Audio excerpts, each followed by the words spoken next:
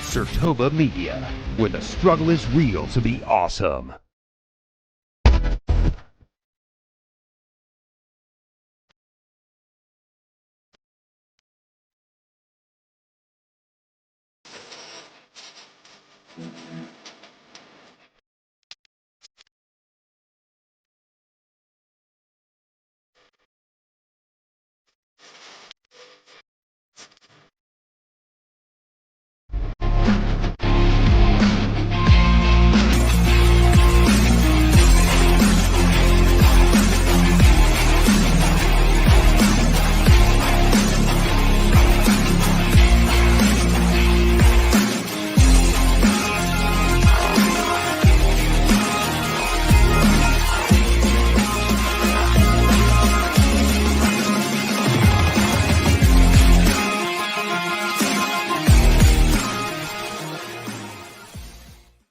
One and all, it's that time again. We're back for Total Football Talk Extra. I am your host, Drew Willingham, and we are back for episode 27. It is that time. As always, I introduce my co-host to the program.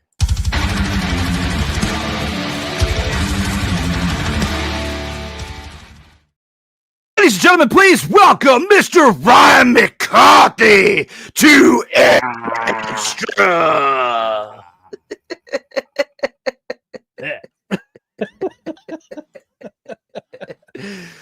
It is that fantastic Friday edition as we are back for episode 27. Mr. McCarthy, how are you doing? You know, it's been a week. Let's just put it that way. But no, for me personally, I'm doing well. You know, I'm upright. I'm breathing. I'm alive. I woke up this morning. Can't compare. Perfect. Can't compare. Nope. It is definitely a great feeling to breathe fresh air in this type of weather. We're not dealing with like 90-degree weather when we're stepping right outside here first thing in the morning like we were in weeks past, or at least over here on my part of the East Coast. I don't know about you, but it should be feeling fantastic where you're at. It is absolutely gorgeous. It's in the 70s and the 50s and the 40s at night. It's my kind of weather. My kind of weather. Just be careful on the way there in these streets. Make sure you wear a hoodie, mother fathers, because if you don't in the middle of the night, this type of weather you get sick in. Yes, it's true. And having fall seasonal allergies don't help on top of that either. And school's back in session, so you know kids are bringing home every little thing. Those children, man, gotta watch out for them too. Put the antibiotics in your kids. Get ready for football because we got a lot to talk about here in the opening drive. All right, let's go. We got trips right at 42, 989 on two. Ready? Hey.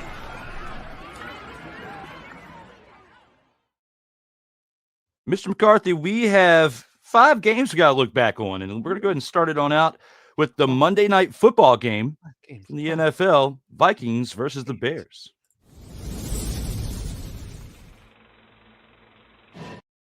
That game looked a little bit like this right here between the Vikings and the Chicago Bears Monday night. The Bears led by 15 points at one point within the second half and gave up 18 unanswered points. Well, no, they didn't give up 18 unanswered because they did score another touchdown late, but it was kind of a scrub one.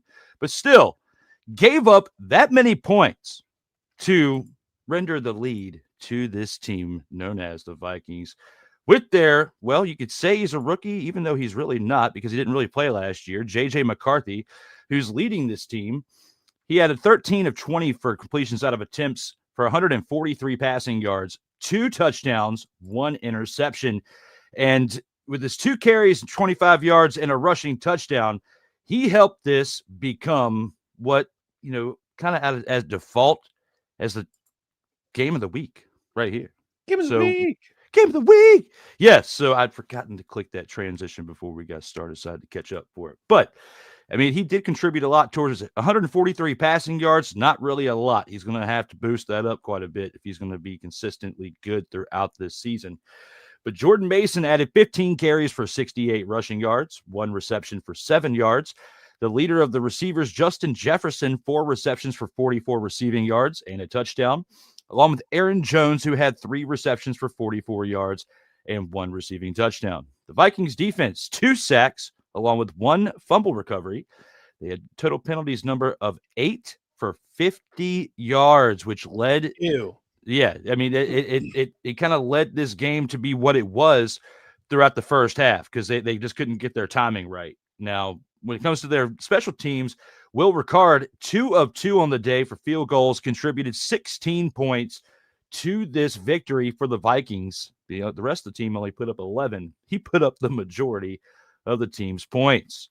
Fingernail Man, we talked about him last week. Oh, man. 21 of 35 for 210 passing yards and a touchdown, along with 6 carries for 58 yards and a touchdown as well. Don't let the fact that he didn't have any turnovers fool you. He played downright terribly, missing a lot of reads out there where he's got a lot of receivers to throw to, a lot more options than most teams, and just could not connect out there. Don't let those numbers fool you. He looked pretty bad in that Monday night game. DeAndre Swift, 17 carries for 53 rushing yards, along with 3 receptions for 12 yards. DJ Moore added 3 receptions for 68 yards, along with Roma Dunze, who had 6 receptions for 37 yards and a touchdown. Total penalties for this team, 12 for 127 yards. Ew. Absolutely terrible. That's dumpster Defense. Pelican worthy. Yes. We'll get back to those units here in a second, but perfect suggestion because they absolutely were worthy of that. The defense, though, 3 sacks with an interception by Nashawn Wright, as he did force the turnover from J.J. McCarthy. But yes, you are absolutely correct. When it comes to this team, they were an absolute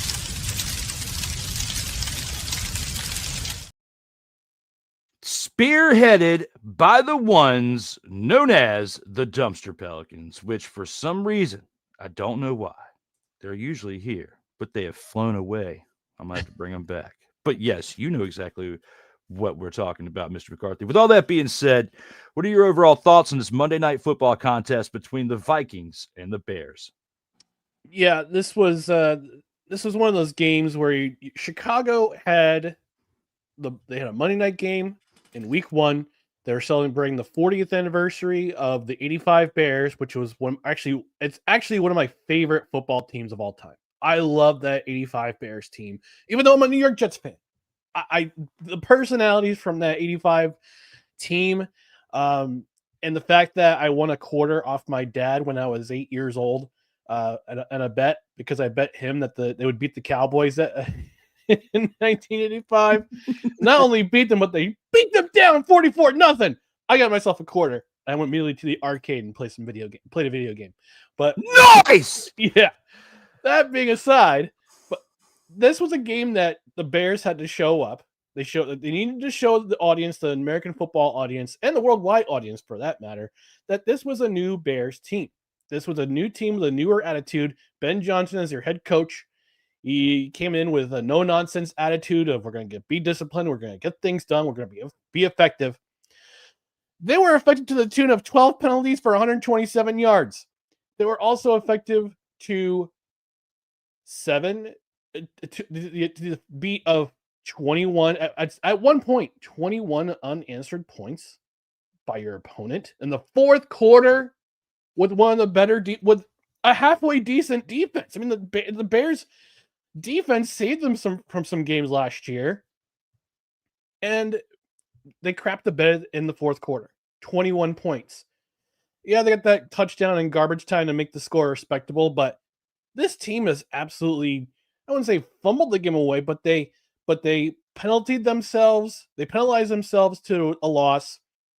The defense was nowhere to be found in the fourth quarter. It went on a milk carton in the fourth quarter. And this team, this is supposed to be a different era with Ben Johnson as your head coach. Well, more of the same thing. Another loss in week 1 of the NFL season with Caleb Williams as your quarterback. If he paid enough attention to the playbook more than he paid attention to the color of his fingernails, they would have won this game. On the flip side, the Vikings, you got to give them credit. You got to give credit to J.J. McCarthy, no relation. numbers were lower than expected, but considering it's his first true NFL start, right? Missed all of last year with a torn meniscus. Got the start in this game. Looked in the first 3 quarters, looked unimpressive. But in the fourth quarter, he turned it on. And I guess from his stat line at the University of Michigan, when he helped win them a national title a couple seasons ago, he didn't have to do too much. He was in a system where he didn't have to do too much. He had relied on his run game to be effective, relied on a short pass game, didn't put up a whole lot of big numbers, but got the job done. He's a winner. I think his record since high school, he's only lost 3 or 4 games since his senior year of high school. Bruh. Yeah. So this guy's a winner. McCarthy's are winners, Drew. And JJ's no exception, even though we're not related. Although we could be related. I don't know. We'll see.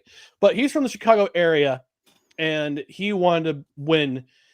He definitely wanted to win in the place that he grew up. And when the fourth quarter came around, he showed up. Had a nice run for a touchdown. Threw a couple touchdowns. Had a nice touchdown pass to a catch and run to Aaron Jones. That's what turned the game around, that fourth quarter. And the Vikings drafted him for a reason. Granted, we only have a sample size of 1 game, 1 regular season game.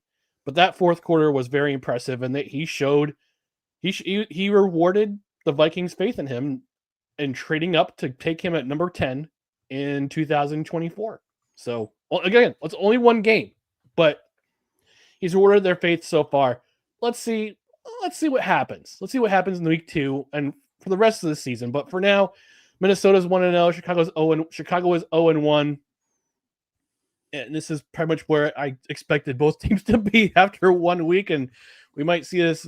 We might see Chicago at the bottom of the standings when the season's done. But Minnesota, bravo to you. Good job. Congratulations on your win. Chicago, Ben Johnson, you guys got a lot of work to do. Well, the Vikings in some ways kind of got lucky, in my opinion, because when it comes to McCarthy in the first half, this is what it looks. I mean, let's start off with this first. You guys want to hear a fucking story? The story is this. When it comes to J.J. McCarthy's pregame speech that he heard, it felt like, at least watching the first half of the game, he received something like this. Oh, no. You're fucking scared. Yeah, you're fucking scared, man. Because in the first half, Ryan McCarthy, he played like an absolute dumpster pelican, and the roles reversed from one quarterback to another in the second half. Fingernail Man's fingernails were glowing in the dark. They absolutely were, because the defenders were seeing where those units were moving and which direction they were pointing, and they read the fingernails, Ryan McCarthy. And with reading the fingernails in the direction of which he was pointing them and throwing them, because they were painted, they were absolutely able to pick him apart. And Fingernail Man did not lead the Bears to much success in the second half.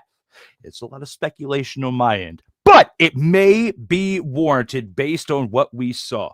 So yes, I agree with a lot of what you're saying, but it feels like what haunted J.J. McCarthy in the first half, that soul switched to the other, and the quarterbacks went from one dumpster pelican to the next, because you could argue that one played like a dumpster pelican in the first half and then traded over the responsibilities to the other quarterback, who then, at that point, became dumpster pelican number 2. I wish I had my Uno deck with me. I'd play the reverse card. Because that's what happened. That's what you're describing. That's what you're describing. Speaking of the reverse, we got to go back into reverse, bust some comments out here for the faithful out here in the live chat. Desiree from your page is up here speaking to us. Well, hello to you too. Hey, Desi. Glad to be here. Glad you could be here. Loving the beards. Today. She is a beard enthusiast, yes. Yes, I put a little stuff in there today. You know, I put a little stuff there, you know. Still growing the hair out for my man Ryan McCarthy, because before it's done, I'm going to send it to him in the mail. Make him a Vince McMahon toupee. Me? I'm just messing with you. Oh, jeez. What's going on here? As long as they don't have that mustache, that creepy pencil thin mustache that he was rocking a couple of years ago. Which made him look like El Generalissimo from 30 Rock. Yeah. I thought he was trying to look like Clark Gable or something. I didn't know what he was doing, man. Ugh. But good 7-Up, good Cherry Coke, good Dr. Pepper, and good Mountain Dew. Mountain Dew. That sounds. Never. This is a family. Nope. Never mind. It's a family show. I'm going to refrain from comment. This is a family show. No, that's okay. We'll steer clear of the Mountain Dew today, bro. Because if we didn't, as a show, we would take the big old fat old stick.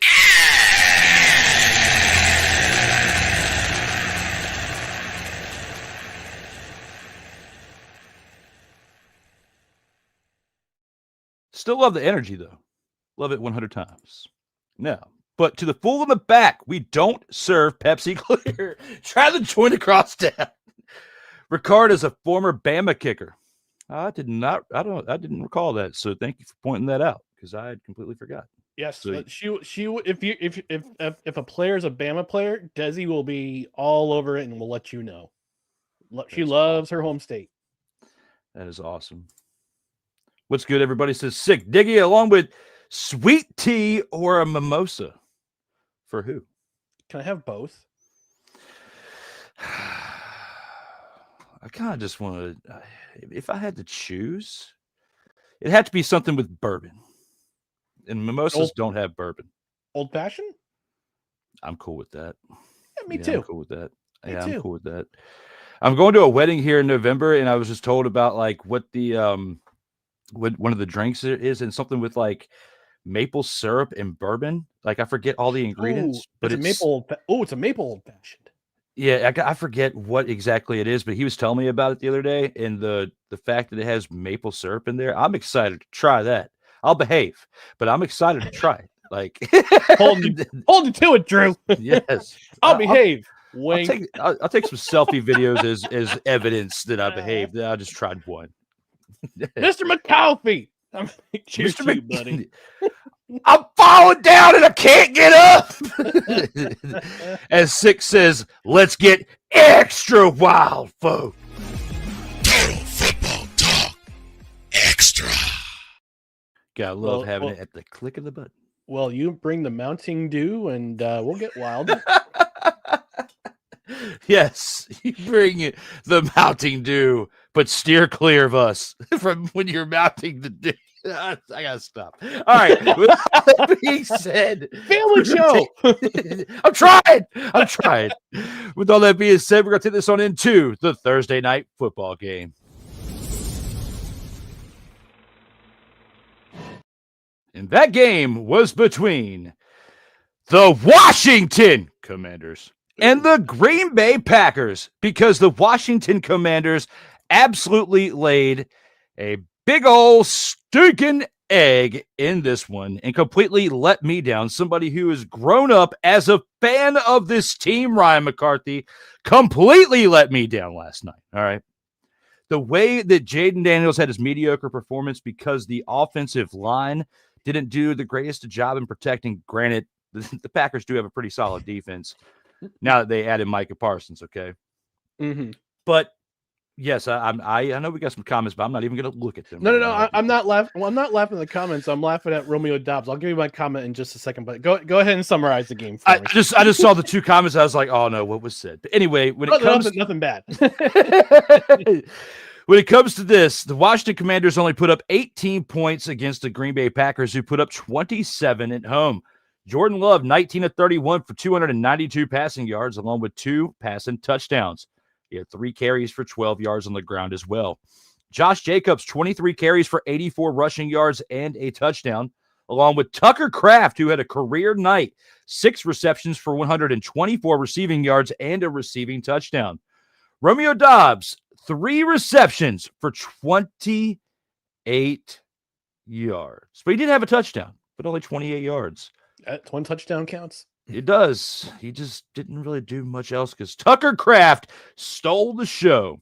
The Packers defense, though, 4 sacks on the day, along with 2 tackles and 2 assists by Evan Williams, not the liquor. Not the bourbon. Not the bourbon. Not the liquor, not the bourbon. None of that, not even a descendant, just a player on the Packers defense. Brandon McManus was 2 of 3 for field goals on the day, contributing 9 points to the win for the Packers. He did have a long of 56 yards, which is pretty nice size and like the field goal for him to have out there on that gridiron. Jaden Daniels for the Commanders, 24 of 42 for only 200 passing yards, facing constant pressure all night long. Only put up 2 passing touchdowns like Jordan Love, and also like Jordan Love, he didn't have any turnovers, which was pretty impressive considering the amount of pressure that was in his face all night long. Where he was really effective was not only by the completions and the yards total, but on the ground, he only mustered up 7 carries for 17 yards. And the sad thing is that is the leading rusher for the Commanders on the night. Like, they didn't have anybody else. Except for as far as carries, didn't have anybody else exceed that, because Austin Eckler and Bill Jacoby Merritt, Jacoby Krosky Merritt, but he likes to be called Bill, they all only put up 17 yards apiece. So when it comes, you don't deserve to be called Bill in an effort like that.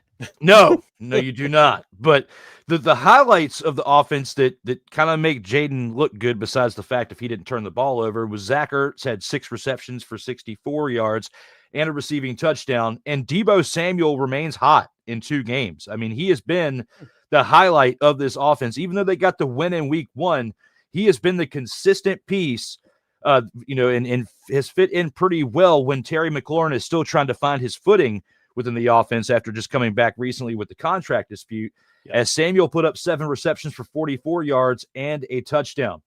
Now, McLaurin did put up a little bit more yards than Samuel, but had 2 less receptions. He had 5 of those for 48 receiving yards. And the Commanders' defense themselves only put up 2 sacks on the day.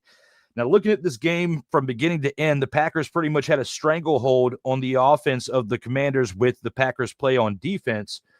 But what were your overall thoughts looking at this game last night and how it played out? Well, one of my thoughts is that Romeo Doubs looks like one of those guys from Spaceballs with the giant helmets. Wearing that you were concussion say cap. something about that picture. That's why I was laughing. That's why I was like, I gotta say something. It's like Jake Gyllenhaal and Bubble Boy. My gosh, what a throwback if there ever was one. We're old, bro. Look, the first 2 weeks of the season, and the Packers their defense is legit. Let's put it that way. They stopped Sonic and Knuckles last week. They limited their rushing attack. Their run defense is going to be really good. It has shown to be really good this year. They limited Sonic and Knuckles on Sunday when they played the Lions, and they limited Eckler and Krosky Merritt. And I'm hoping that Eckler didn't rupture his Achilles tendon, because that's certainly going to put more pressure on the run game for the Commanders. But they believe Krosky Merritt can be the running back for the future. So he'll be tested for sure if Eckler's going to be out long term. But Green Bay's defense, this is a legit defense. Let's talk about this defense for a minute. 4 sacks. What's his face? Parsons got half a sack. He was credited with a 1 sack, but Gary got a sack. This defense is going to eat at least early until teams can try to figure them out. They've limited the 2 of the best offenses from last year in the first 2 weeks of the season. Thought I was muted, bro.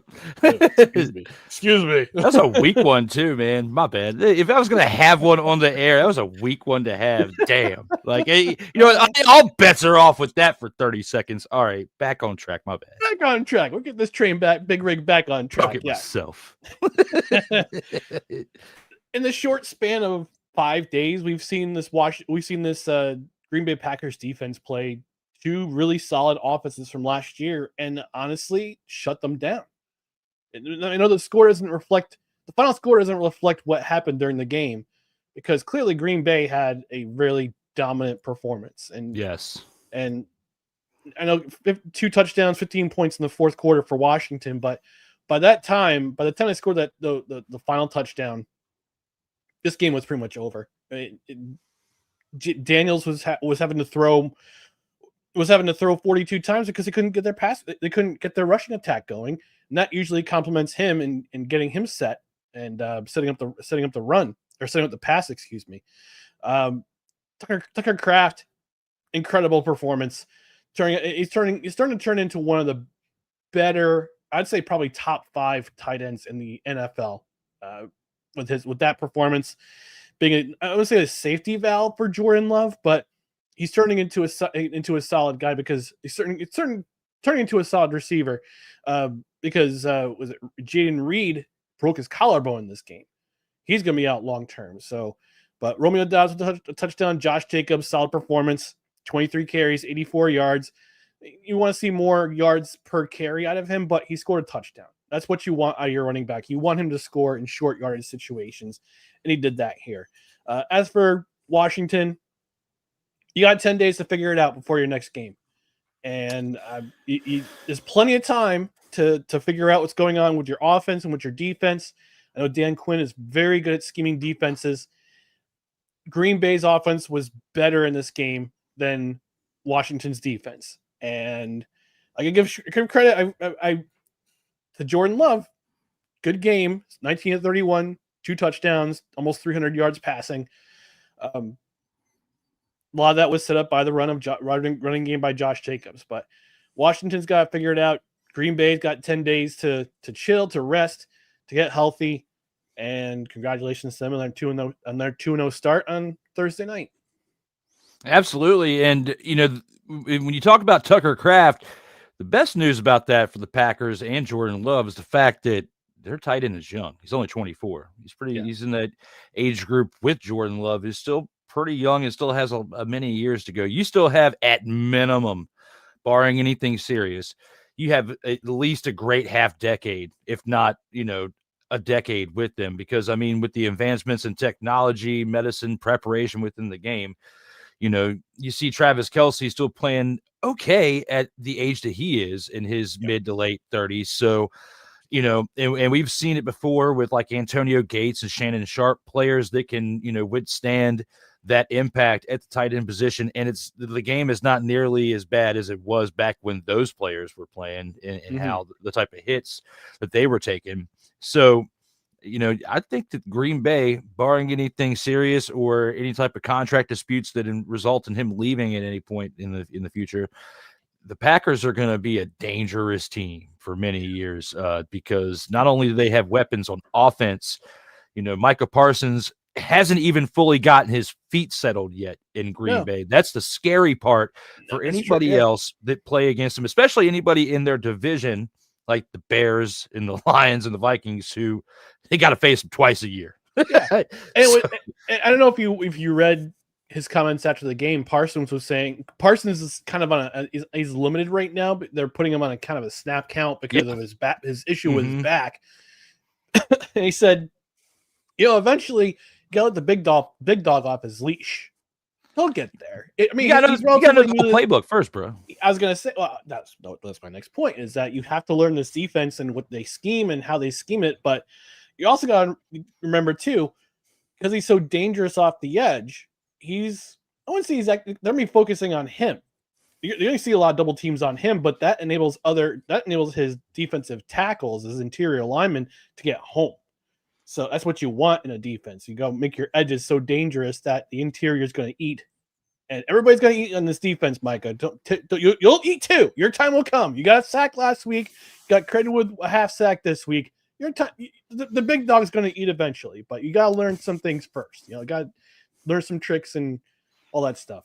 Had they not played on Thursday night in week 2 and played like Sunday or Monday night, he would have had more time, like you were talking about with the snap count. He would have had more time to get more acclimated within practice, and they would have more than likely given him many more plays if he would have had 2 or 3 more days of preparation to get involved with that. So just like you said, for the Commanders who have the next 10 days, the Packers have a good amount of time now too after playing in this game. So I expect Micah Parsons to play a considerable increase in minutes and time and snaps in that week 3 contest. So with that being said, we've now gone through the NFL Sunday and Monday night contest. Let's go ahead and see what we got out here in the comments before we go on to the CFL's coverage that we have for this show. Let's see. Okay.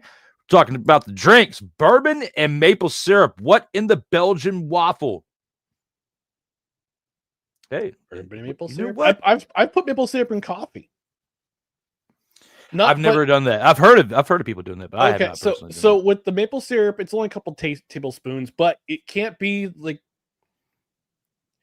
I don't know what they call it now. I still call it Aunt Jemima. I'm not gonna call it by the other name. Like, you don't want the stuff that's mass produced off the shelf. You want like actual maple, like real OG maple syrup, like from Vermont or Quebec or New York. That's the stuff you want, like the real good stuff to put in your coffee, as opposed to other garbage you see on the shelves in the stores. That's just fake syrup that's just high fructose corn syrup with maple flavoring. I'm still excited to try this concoction. I've never had maple syrup in an alcoholic beverage before, and now that I'm at the point in my life where I can, like, you have people that like wine taste. This is my version of wine tasting, bourbon tasting. Like, there should be, it's not as big as wine tasting, but something like this and these type of drinks, it should make this part of a bourbon tasting, affair, kind of like people do for like wine drinking days. So that's what I'm going to pitch. If I became a gajillionaire tomorrow, I would start a company that did that. It's a maple old fashioned. Okay. I'll come up with an ad before we leave today's show. I'll try to concoct something in my head. I'm gonna chop these clips up and just make it into like a little short and just send it to him. Be like, hey, just let you know I'm hyping this up already. Like, between me and my co-host, and we got some live people in the chat. I don't even know what it's called until I'm talking about it, and then she's telling us what it is. It was a maple old fashioned. I didn't even know the name until today. I just knew some of the ingredients. So what she says is 2 ounces of bourbon, 1 ounce of pure maple syrup, 4 dashes. All right, help me out with this pronunciation. I'm going to butcher it. Angostura. Angostura. That is not what I was going to say. So I'm glad you helped me out with that. Angostura bitters, orange peel, and brandy cherry for garnish. This is going to be the clip that I send him and be like, is this what this is? Because I'm getting mad hype about trying this because it has maple syrup in it. It says half an ounce of maple syrup, 1 ounce of pure maple syrup. You'll get the diabetes. Oh, yeah. Do we even have that clip in here? No, but we do have this. Delete!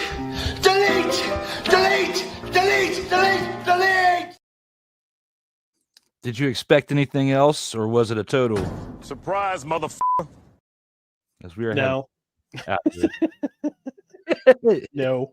Sick Diggy says clearly the Packers did their homework. They absolutely did, because not many have, except for like the Eagles in the NFC Championship game.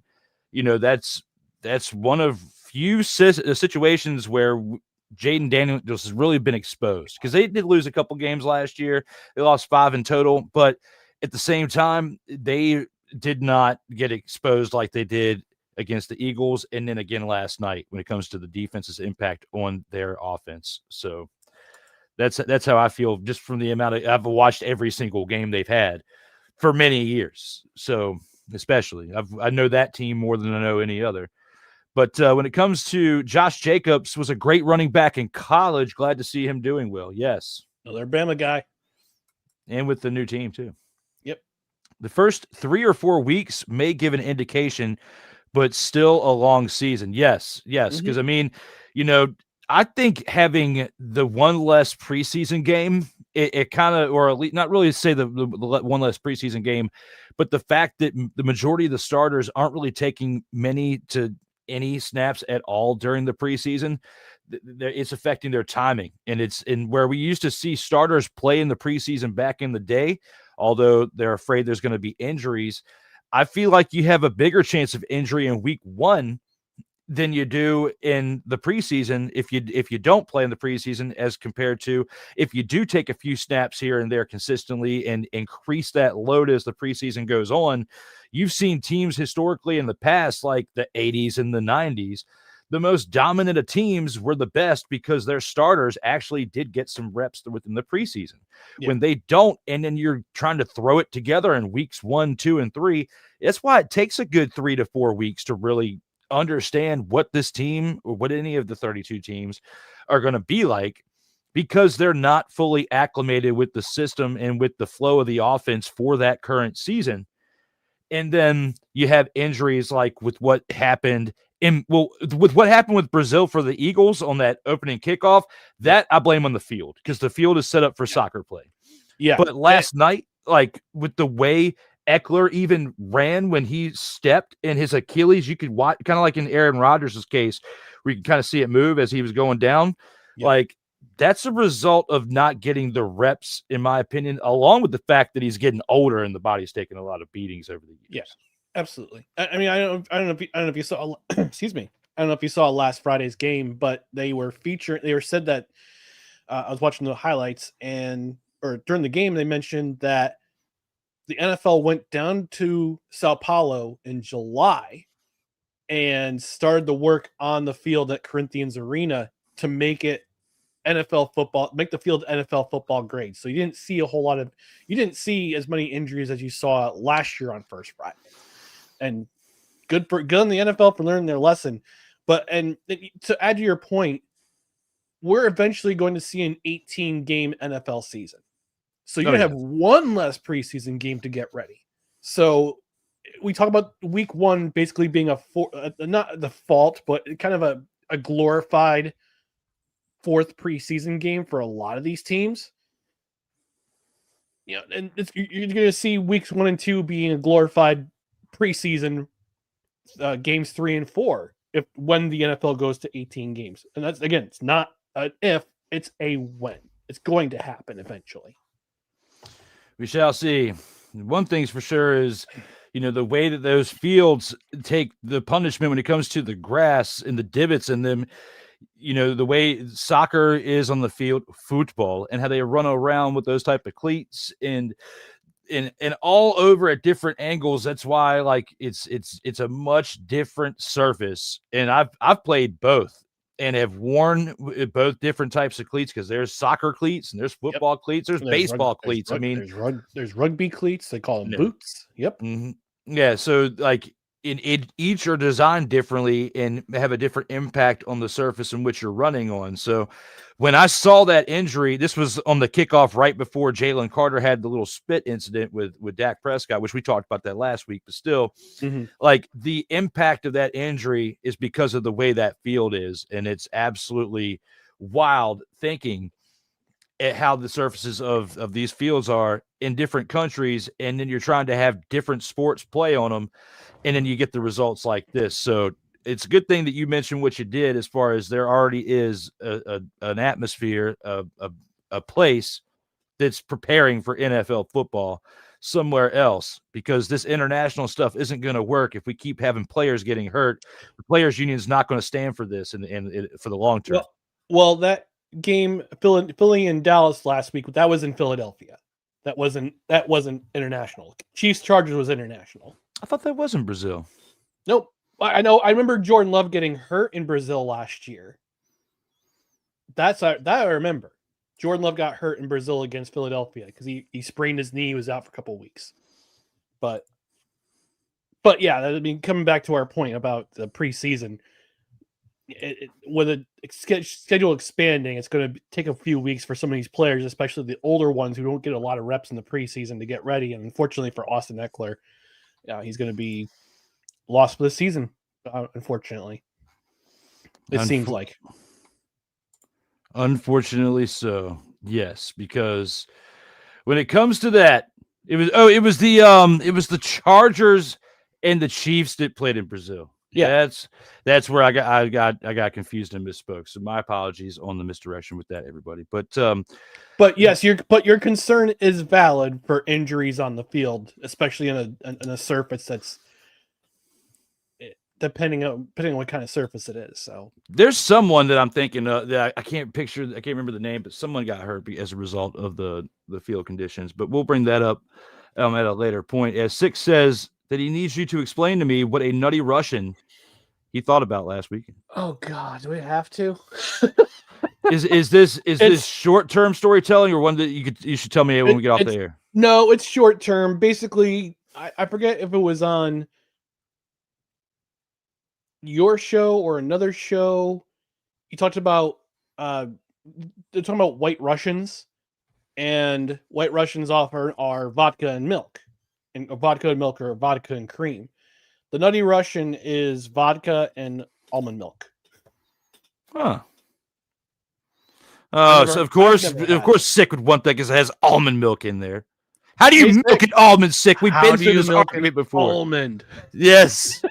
How do you milk the almond? We have had this argument multiple times across multiple programs now, discussing how do you milk an almond. So yes, once you describe to me how you milk an almond, then I may just to try it. Or an oat. Yes, or an oat. How? Either one. Yes, you were there for that. I remember that. Yes, you both of you were in the comments. Yes, you both were in the live chat when that happened. But he also says that's true. It's a different surface for soccer compared to football. Same for rugby, Australian rules, football, aka footy. Yes. So goes back to our argument about the cleats and everything else. But keep those comments coming, ladies and gentlemen. We have now gone through the NFL games. It is now time to take it to the CFL and start covering the games from last Saturday's Week 14 matchups.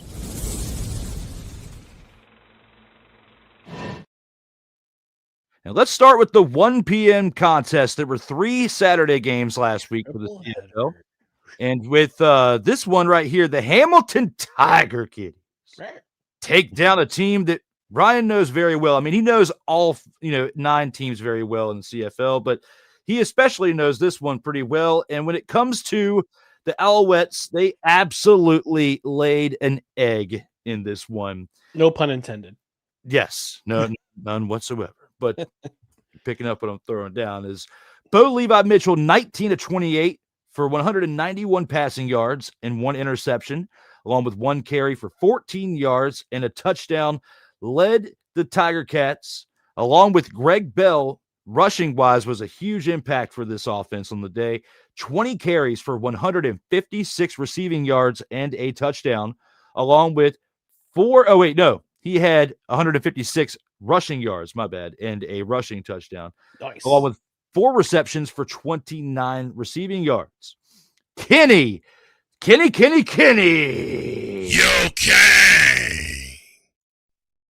Lawler had 4 receptions for 79 receiving yards, along with Tim White, who had 4 receptions for 26 receiving yards, led the Tiger Kitties on the day. Their defense had 2 sacks, along with 2 fumble recoveries, and 1 interception by Jamal Peters. And on special teams, Mark Lehio, had 4 completed field goals out of 4 attempts for 14 points. For the other team, the Alouettes, the man known as James Morgan, who's so much better than Cody Fajardo. No, I'm just kidding.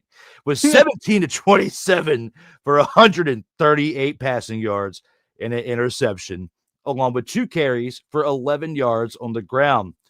Travis Thies had 9 carries for 70 yards and 2 receptions for 16 yards on the day, along with Austin Mack, who had 3 receptions for 45 yards, and Tyson Philpott, who had 4 receptions for 34 yards.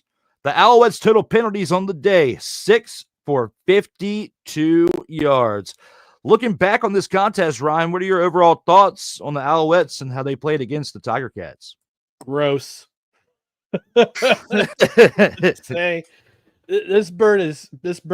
You know that scene in the beginning of Dumb and Dumber where the mobsters kill the bird and they give it to the blind kid when they go to Aspen. You see the kid outside. Pretty bird. Yes, pretty bird. That was the Alouettes offense. It was terrible. James Morgan, this was the Alouettes' fourth quarterback this season, and the fifth because Cameron Dukes went in for a play and completed a pass in the fourth quarter.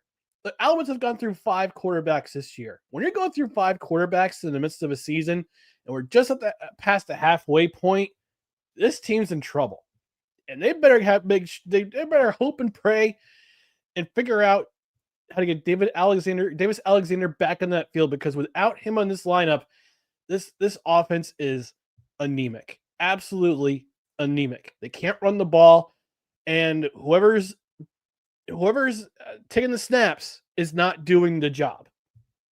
Now, granted, they got Austin Mack and Tyson Phil back in the lineup. There's their top 2 receivers. They pose deep threats, but Morgan couldn't get them the ball. So I'm not so.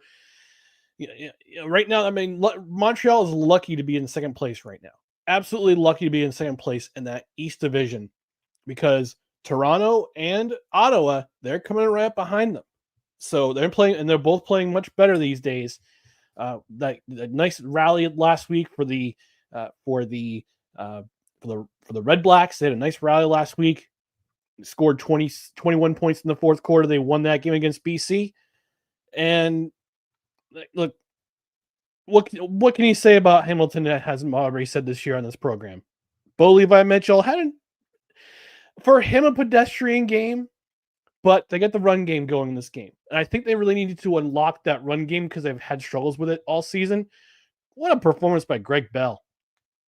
Absolutely marvelous performance. 156 yards and a touchdown.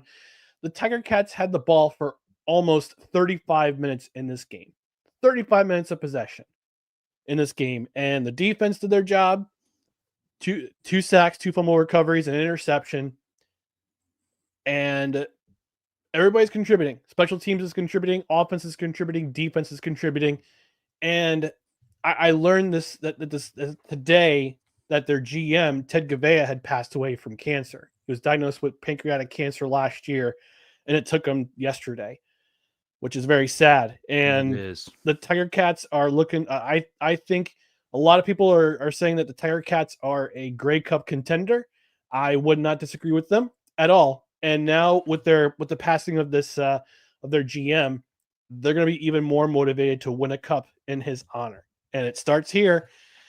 It starts here with this win over Montreal, and they're basically, I wouldn't say they're running away with the East Division, but they held the cards right now. They control their own destiny.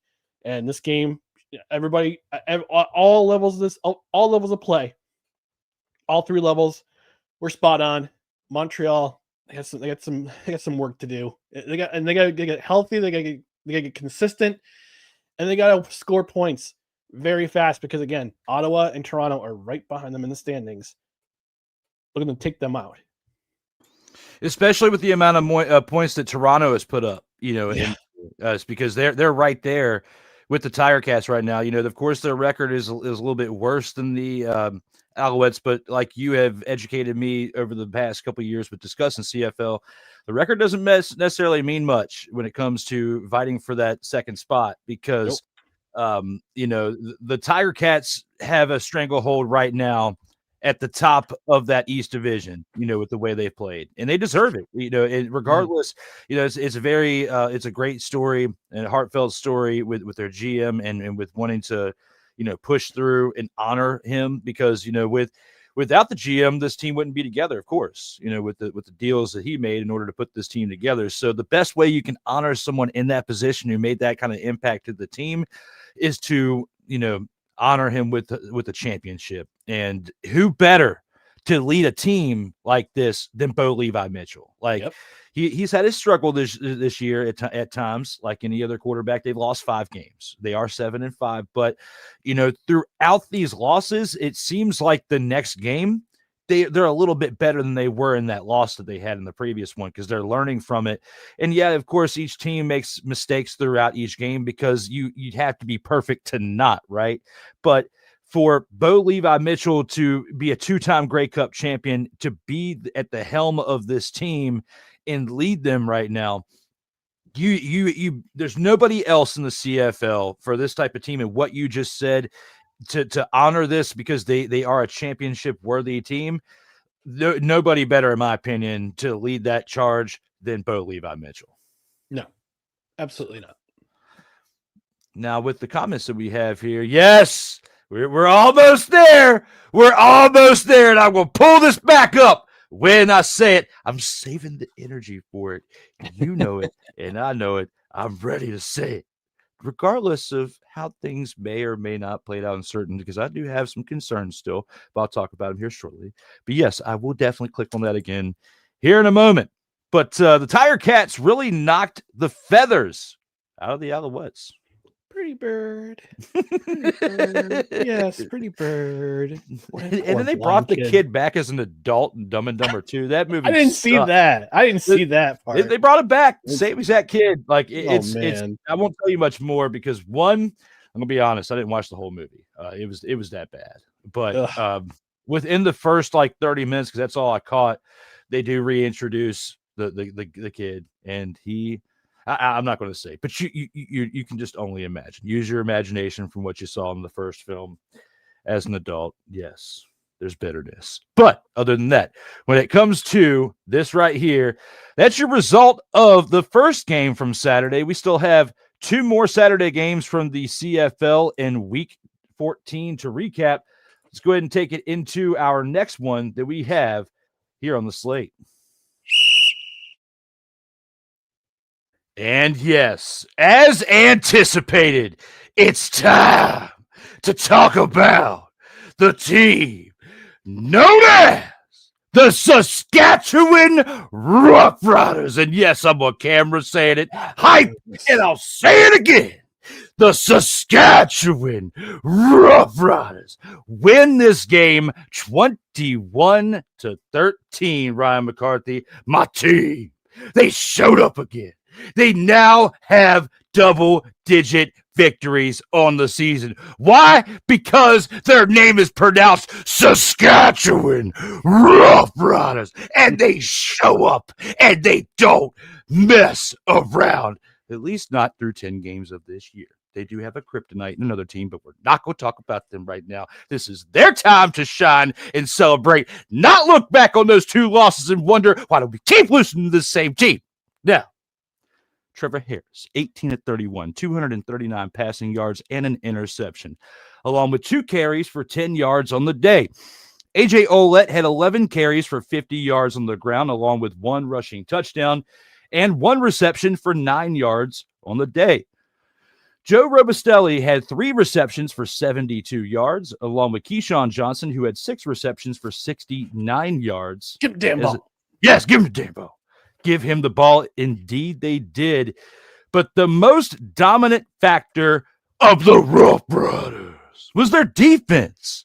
Had 1 sack, not too much, but they put up 4 interceptions as 2 quarterbacks from the Blue Bombers threw for a combined 4 interceptions.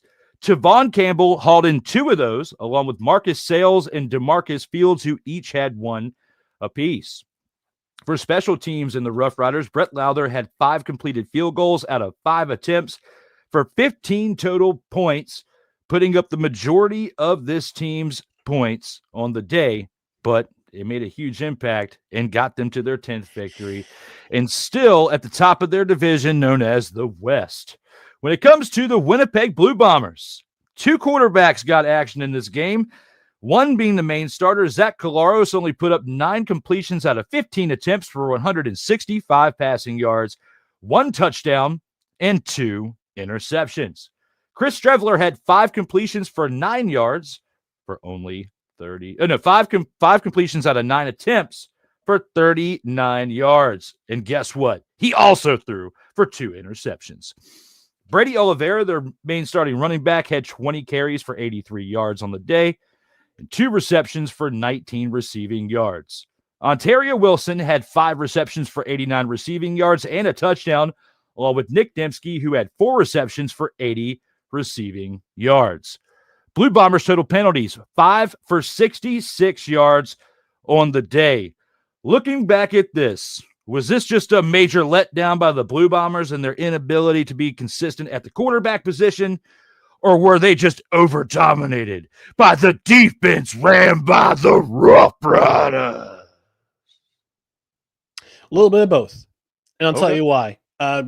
In this game, Zach Collaros was actually injured in this game. Once again, the Blue Bombers offensive line not doing a great job protecting their quarterback. So when your top quarterback is out, which is why he only threw 9 of 15 for 165 yards, had 2 interceptions, got hurt. I can't remember what the exact injury is. I think he suffered another concussion if I'm correct, or got hit in the face. I can't remember the exact call, but he got hit and didn't look good.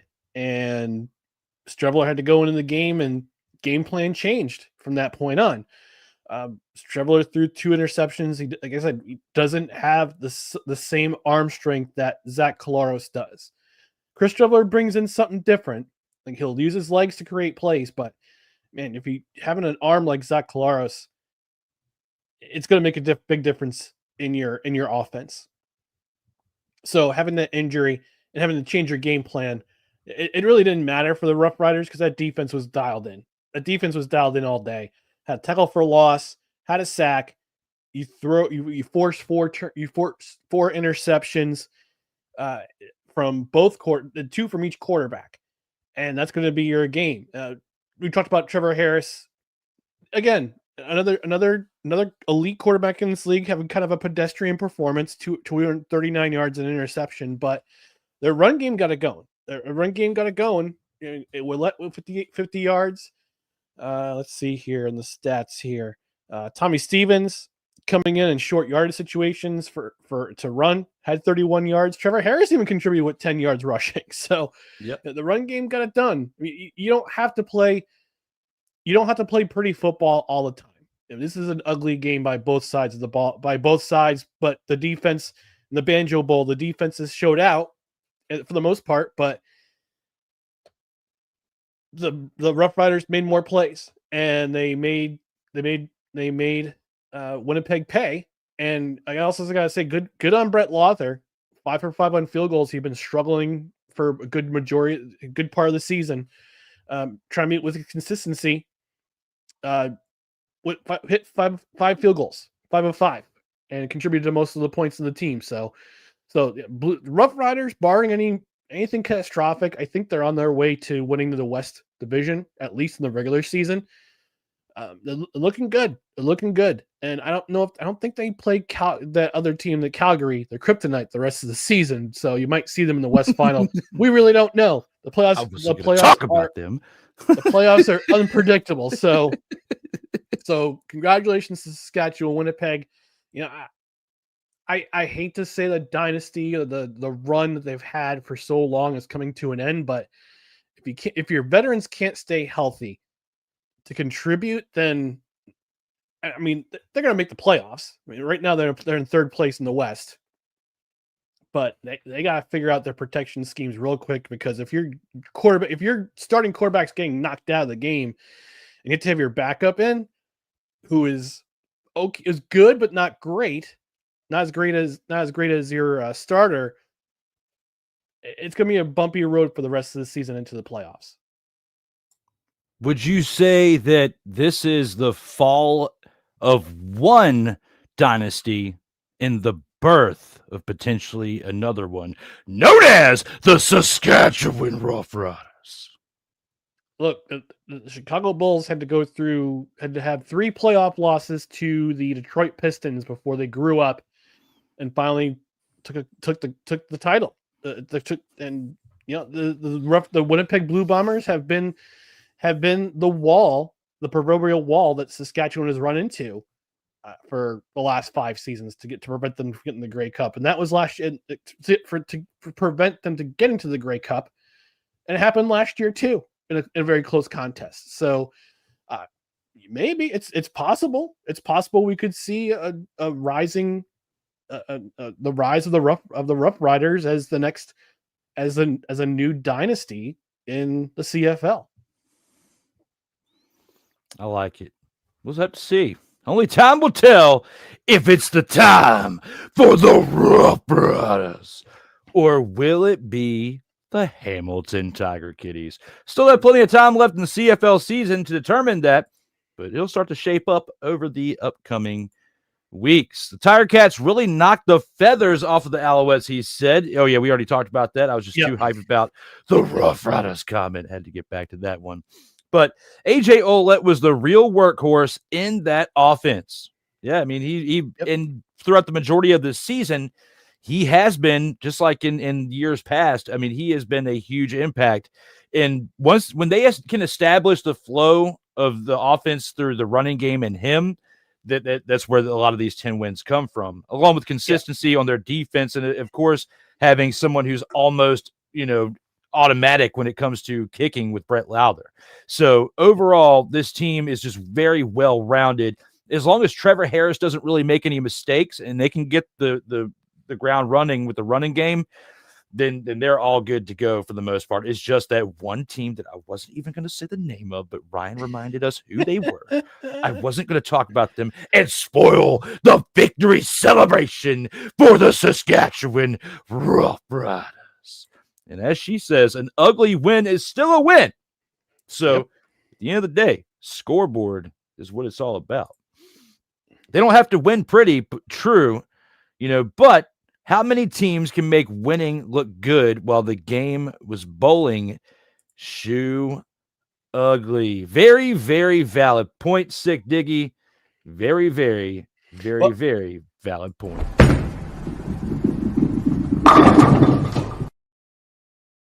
I mean, considering this is a rivalry game, you're going to have games like that. True.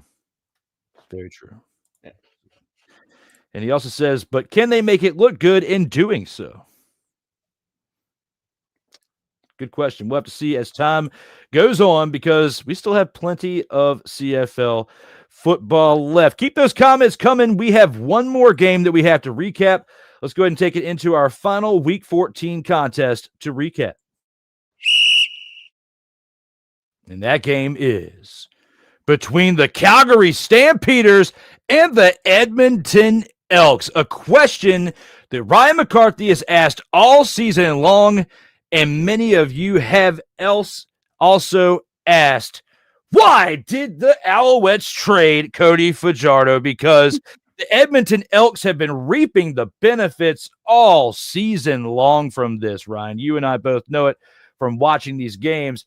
It's been cool to watch the Elks made a pretty big shift in play because even though they're still under 500, 5-7 is the best record they've had in quite some time. As far as at this point in the season, not the end or anything. Like it's still at this point in the season to be 12 games played for this team and be 5-7, absolutely big for them. As Cody Fajardo, in the win of 31-19, led this team to what you and I can definitely agree is when it comes to this.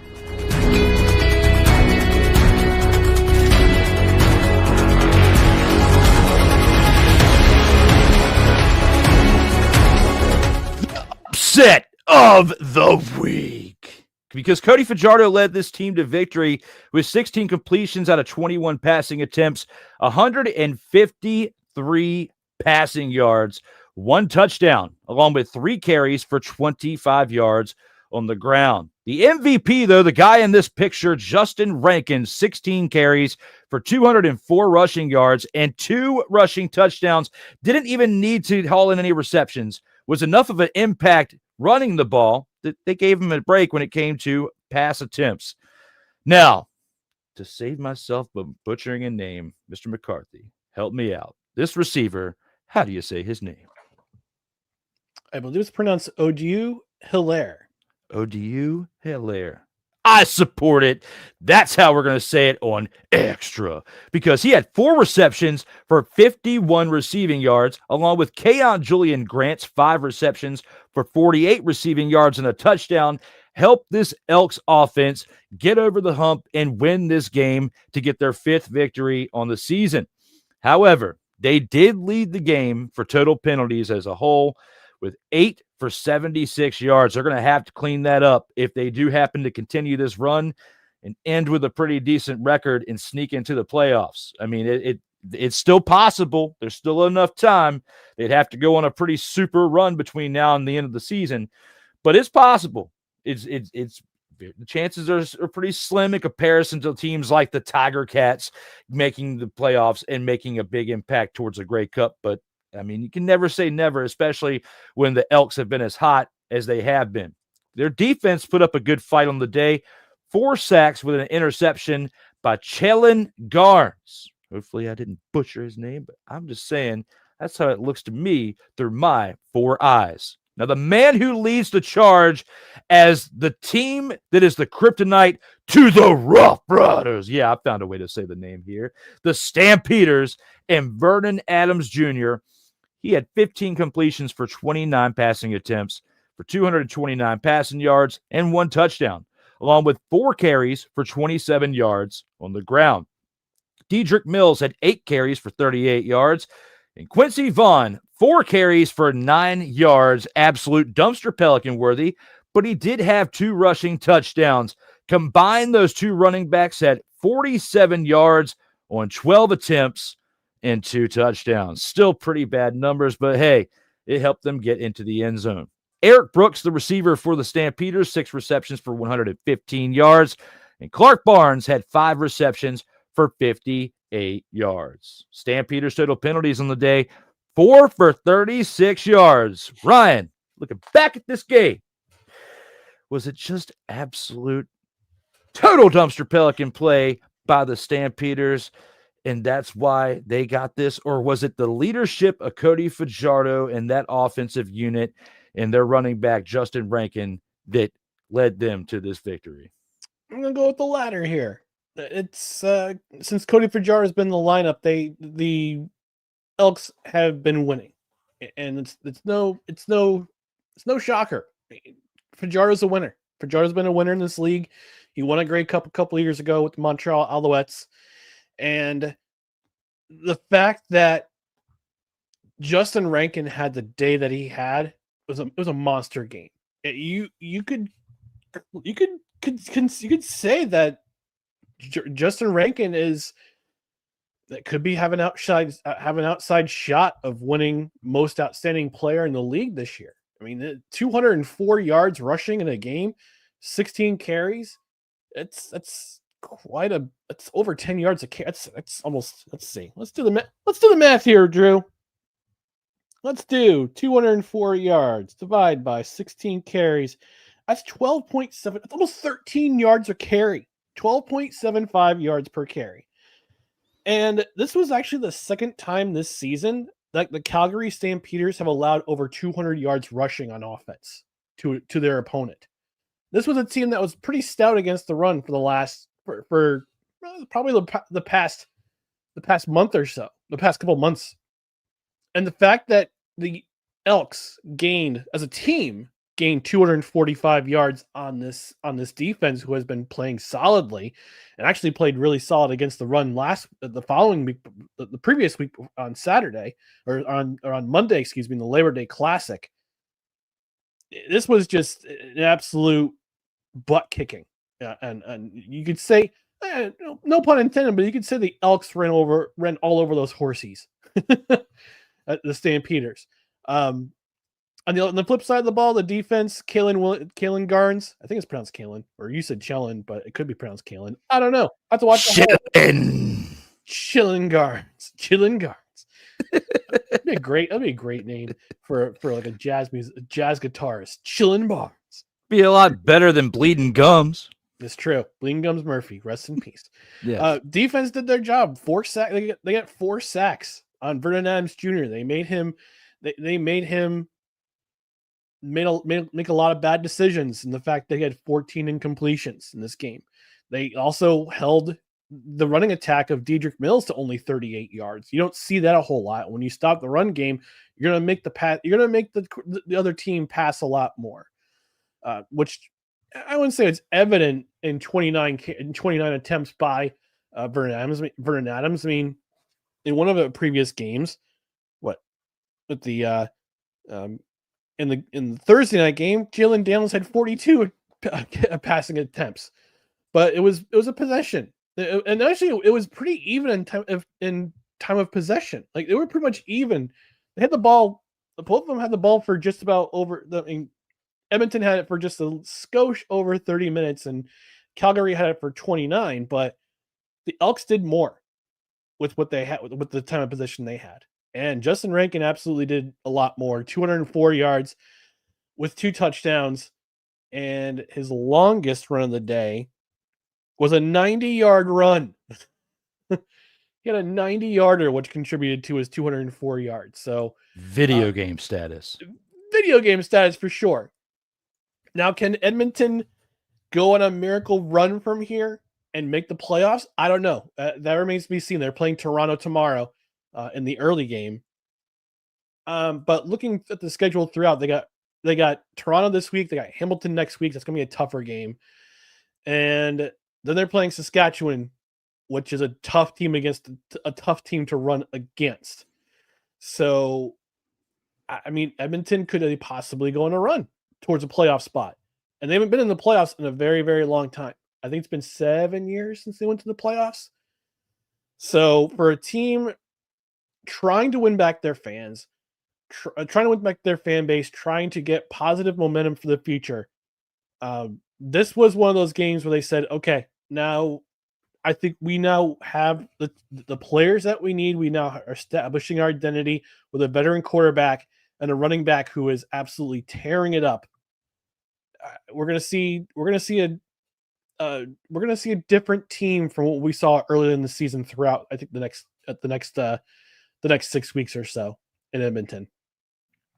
They are already on pace to have a better record than they did last year when they finished at 7-11, and they weren't even the last team in their division in 2024, which was an improvement over years past because they had been at the bottom of the West Division for quite some time, as you know, but they finished 2 games over the Stampeders and scored nearly 100 more points than the Stampeders did, because the Stampeders have made a drastic turnaround this year.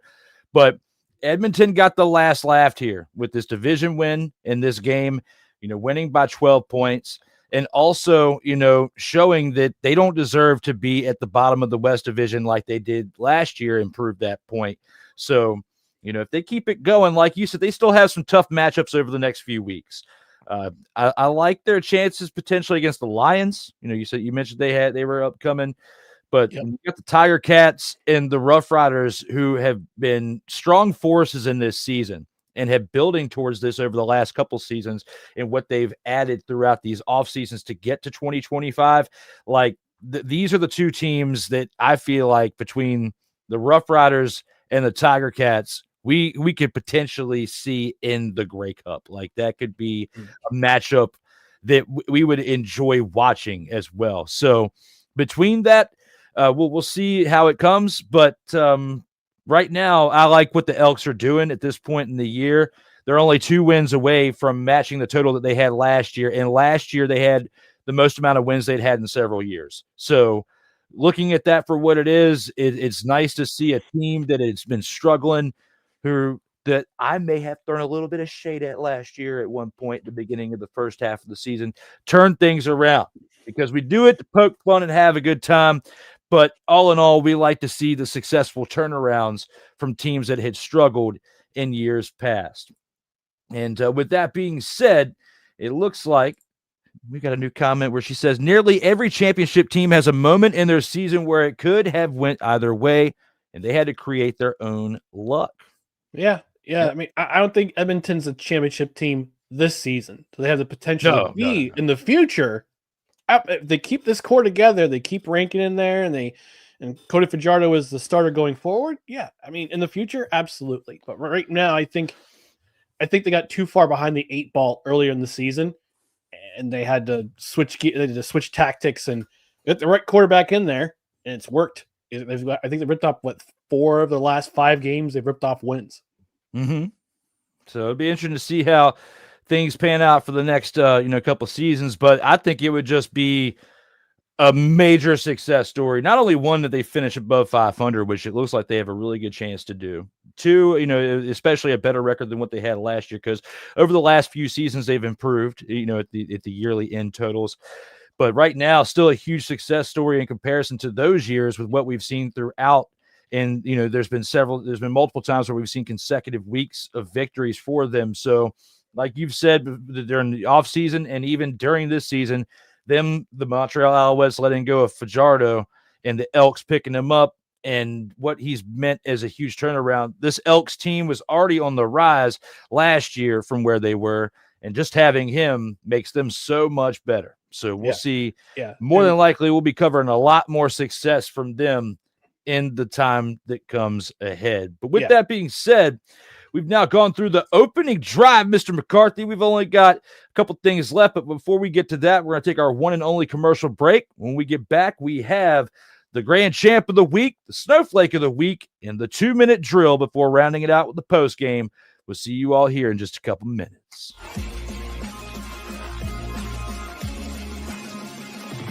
Total Football Talk Extra will return right after this. Join Ryan McCarthy. I became a Jets fan because Kermit the Frog was my favorite Muppet because he was green, and the Jets wore green. That's how I became a Jets fan. And Dustin Henry. ESPN is cashing all in on let's pay a few personalities and we'll just kind of fill in the gaps. As they walk you through all of the world of sports from their perspective. The Albany Empire, it's a literal circus. No credentials required. Where, Ryan, say the tag. Where you don't need a press pass to talk sports. Live every Tuesday at 8 p.m. Eastern, 7 p.m. Central on YouTube and where you can find podcasts.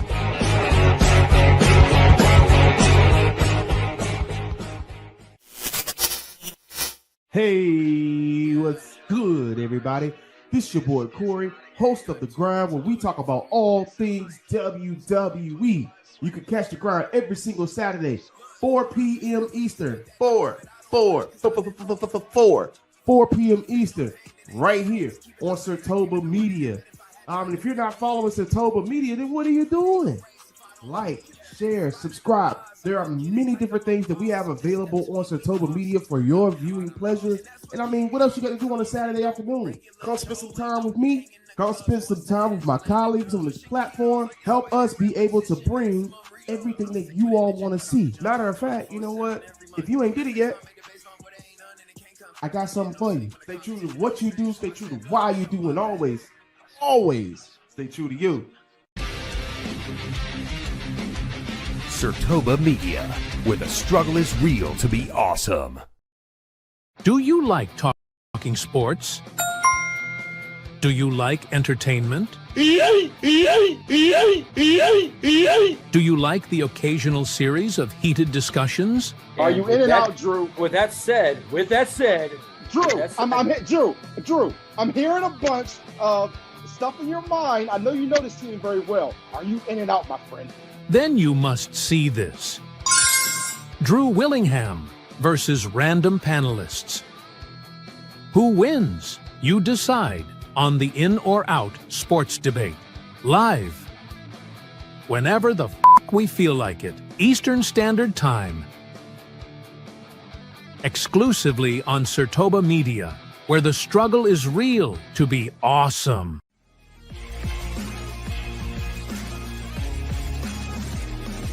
Total Football Talk Extra. Welcome back to Total Football Talk Extra, episode 27, brought to you by Sertoba Media, where the struggle is real to be awesome. Like, share, and subscribe to Sertoba Media on YouTube and all major platforms. As we are here for Total Football Talk Extra, number 27. Let's go ahead and click the voiceover. Total Football Talk Extra.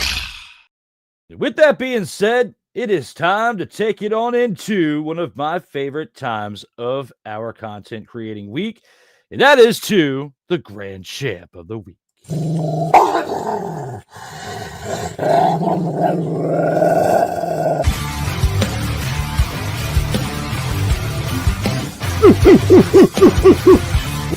My dogs! It's time here in episode 27 for the Grand Champ of the week. Mr. McCarthy, when it comes to your choice for grand champ of the week, what? It's dog right there. Oh, my dog right there. My dog right here. I did point in the right. No, you didn't. Direction. There you go. Over here, my other direction. Yes, your other right. My dog's here. I'm here. But for our choice of the dog of the week, Ryan McCarthy starts us out. And with that being said, who is your choice for grand champ of the week? My grand champ of the week is no drum roll. Okay. My grand I champ don't have it on here. That's okay. My grand champ of the week is one aforementioned Justin Rankin of the Edmonton Elks. 204 rushing yards on 16 attempts. He had 4 20-plus yard rushes, a 90-yard rushing attempt, and he averaged 12.75 yards per carry. He's only the second player in franchise history, that includes the Eskimos, with 200-plus rushing yards in a game, and the first in a very, very long time. Justin Rankin, I've had him as my grand champ of the week before, but he's slowly climbing up the ranks in terms of rushing yards. He's still fourth in the league in rushing yards, which is kind of crazy with this. Even with this effort, he's only fourth in the league in rushing. But if he can continue, if Edmonton can continue to hand the ball, make him part of the running attack, be the focal point of the running attack for the Edmonton Elks, and this team that was once left for dead, they could possibly be making some playoff noise come November. It's a long way for the season to go, but Justin Rankin, with that incredible effort this week against a very stout Calgary Stampeders rushing attack, he is my grand champ of the week. I like it. Great choice of grand champ of the week. And you stay within the CFL for that. I'm going to, for this week, go back into the NFL with mine. And my choice is going to be Tucker Kraft of the Green Bay Packers. The tight end had a career night last night, having 6 receptions for 124 receiving yards, averaging 20.7 yards per catch, and had 1 touchdown, slapping the Commanders' defense around like a bunch of dumpster pelicans in this evening's contest on Thursday night at Lambeau Field. Tucker Kraft, 24 years old, carving out his own legend within the NFL, and how he impacted this game for the Packers. Without his contributions, this team would not have been able to pull off the victory at home against the Commanders, in my opinion. And for that, he is my choice for grand champ of the week. Solid pick. And for to complete my thought in regards to Justin Rankin, he's only the second. He's the first player in franchise history of the Elks and the Eskimos since Sean Millington ran for over 200 yards in 1999. So it's been 26 years since they had somebody run for 200 yards plus. That is quite interesting. Way to do that, Justin Rankin, because without your contributions, the Elks, and especially Cody Fajardo, would not be where they're at right now with this team and making the progress and the headway through 12 games that they have. That'll do it for our grand champ of the week. It's now time for my favorite time of the week. And that is for this.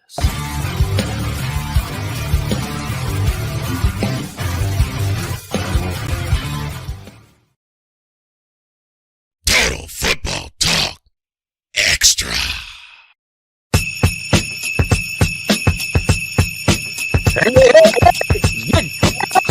Time to build you a snowman for the snowflake of the week. And when it comes to the snowflake of the week, Mr. McCarthy, looking back at who were some of the worst contributors to the game of football over the past week, who's your choice for your pick of snowflake of the week?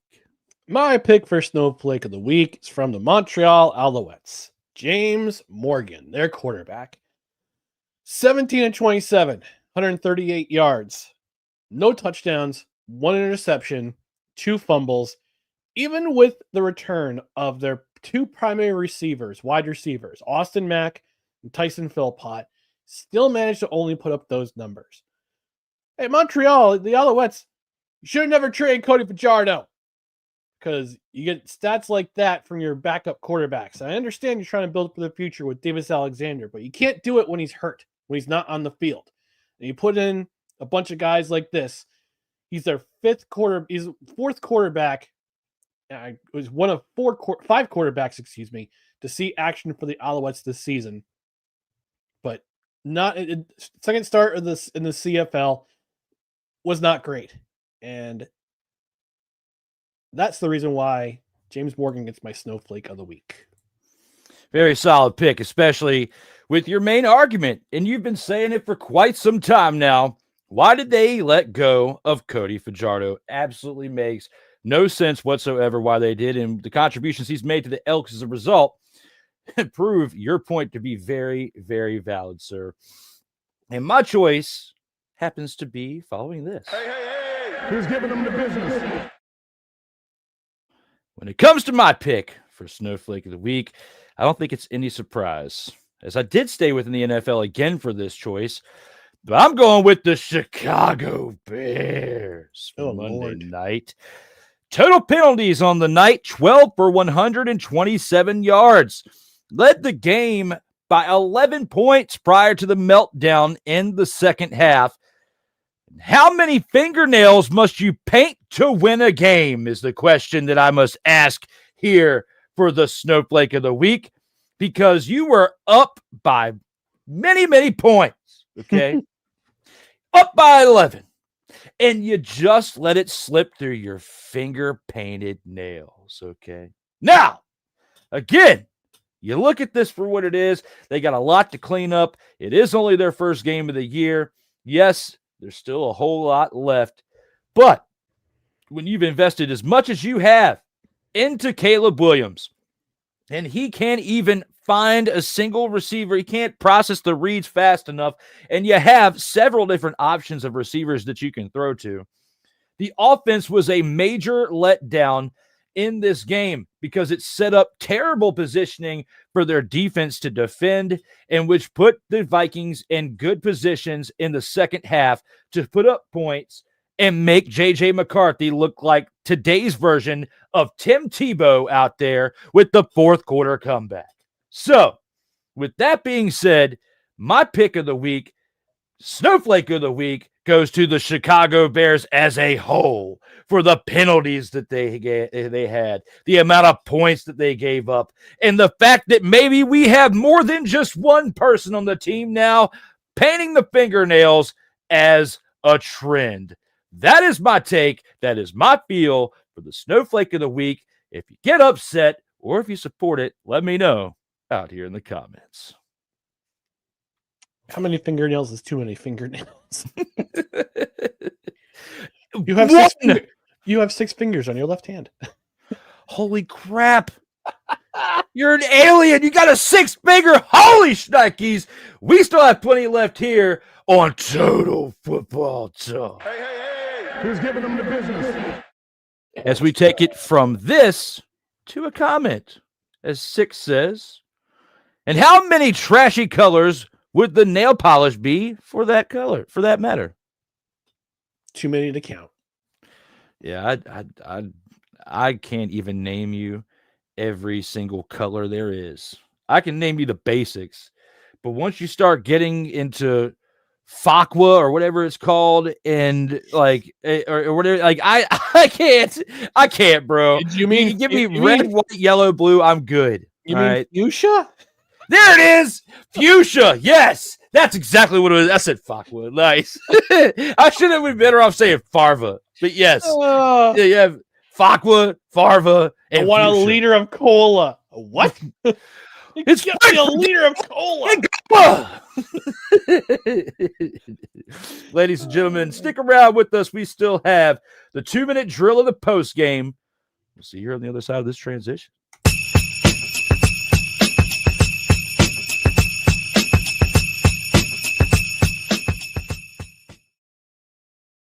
Total Football Talk Extra. And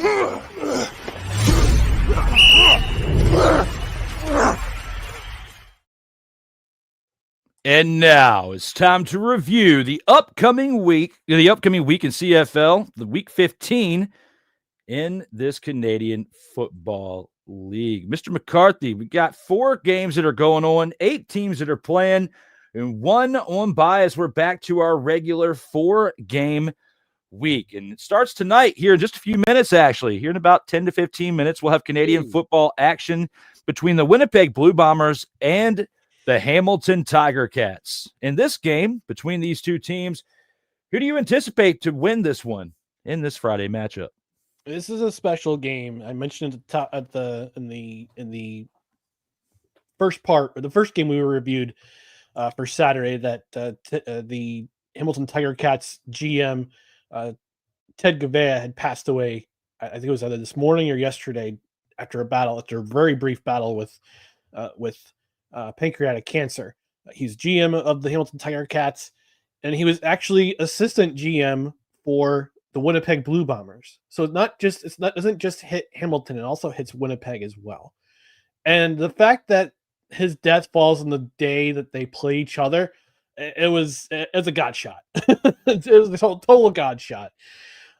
So prayers to him and his family in their deep loss. Prayers to both the Blue Bombers and the Tiger Cats organization for their losses as well.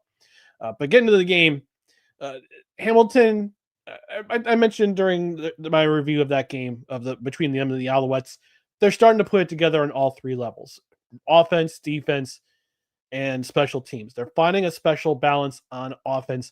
I mean, they did this last year with Greg Bell. When they gave him the ball, and this is happening especially late in the year too. When they gave him the ball, they were winning football games.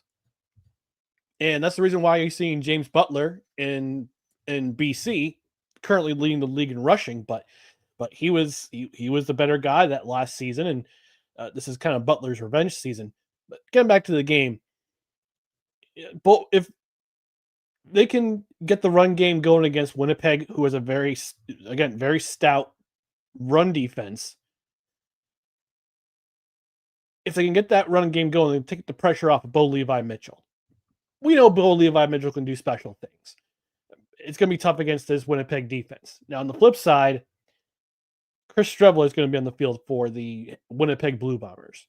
If they can design their game and play some bully ball, like they did a couple weeks ago in Montreal, control the clock, run the ball against Hamilton, and keep Bo Levi Mitchell off the field, this will be a very close game, and it'll be the Blue Bombers. I don't see that happening, unfortunately, because Chris Streveler's in the lineup, and he doesn't have the arm strength that Zach Collaros does to lead this team. So for me, I'm going with Hamilton in this game. It'll be a very close game, but I'm going with Hamilton.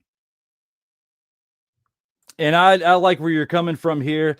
You know, the Blue Bombers, who are 6-6, have had their struggles throughout this season, as we've discussed several times between Total Football Talk and now Extra.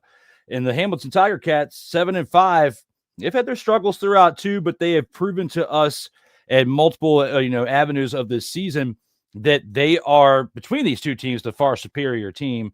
And between the two teams, the one that has the most odds to actually make a run at the Grey Cup this year. So for that, and for what they've displayed throughout this 2025 season, I'm going to agree with you. I'm going to select the Hamilton Tiger Kitties to win this game here in week 15. Who's giving them the business? And now our second Friday game, that is tonight at 10 o'clock p.m. Eastern time, between the Ottawa Redblacks and the BC Lions. Redblacks 4-8 on this year, and the Lions 5-7.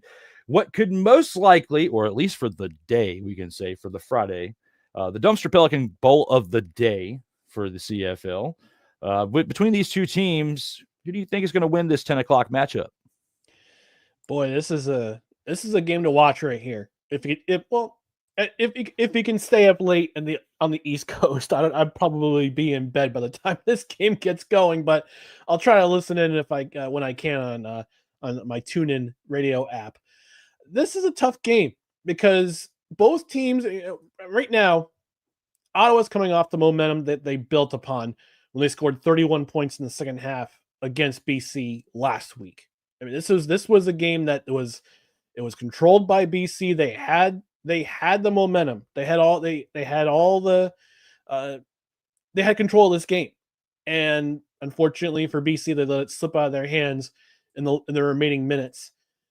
This is going to be an interesting matchup between BC's run game. James Butler, as I mentioned, he leads the league in rushing. He's actually 55 yards shy of 1,000 right now, and the thing is, though, he's playing against a run defense that is actually second in the league. I don't know if you know that, but even with the record they have, Ottawa does. They only give up 89 yards per game to a team in rushing. But it's going to come down to defense. And Ottawa right now has the better defense between BC than BC. BC is better up front. They got a better pass rush. But their secondary and their linebacking core, I was not impressed with, especially in the second half of last week. And Dustin Crum can not just create plays with his arm, but he also create plays with his legs. He's a duo threat. He's a dual threat. So I'm gonna go with the upset here, and I'm gonna go with Ottawa. Oh, okay. I thought you would have gone BC Lions, and if you would have done that and picked the 5-7 Lions, we would have actually disagreed on this. For you taking the upset, I was actually going to take the upset with the Redblacks, and for many reasons that you had stated. And for you even saying that before I could get to it, I'm even more sold on the fact that I was going to take them as my pick this week. So again, we're going to agree with the complete direction together on the Friday night games. And if we're wrong next week for either one, at least we're wrong together. So when it comes to that for Friday, we agree for the two. The Tiger Cats win at 7 and the Ottawa Redblacks win at 10. Who's giving them the business? Now, before we get to our Saturday games, the Week 15 bye goes to the Calgary Stampeders. And for the Saturday games, we have one at 3 and one at 7 o'clock p.m. Eastern time. In the first one, the Edmonton Elks are on the road to take on the Toronto Argonauts.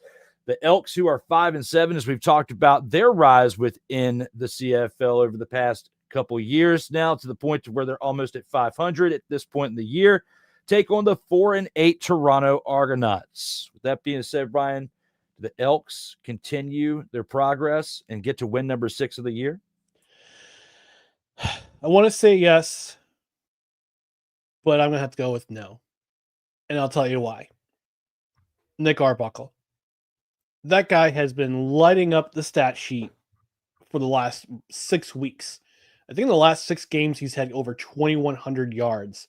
And he currently leads the league with over 3,800 yards passing.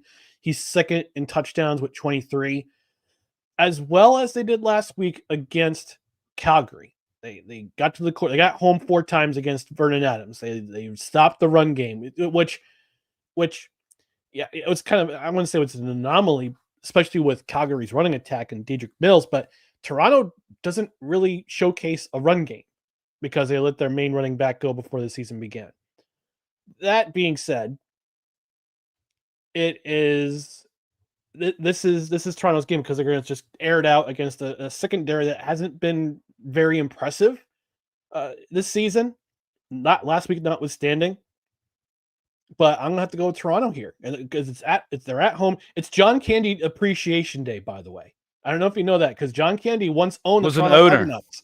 Yeah. Yes, in the early '90s, he actually convinced Rocket Ismail to sign that big contract to go to the CFL. Didn't they win a Grey Cup while he was the owner? Yes, they did. In 1991, they won the Grey Cup.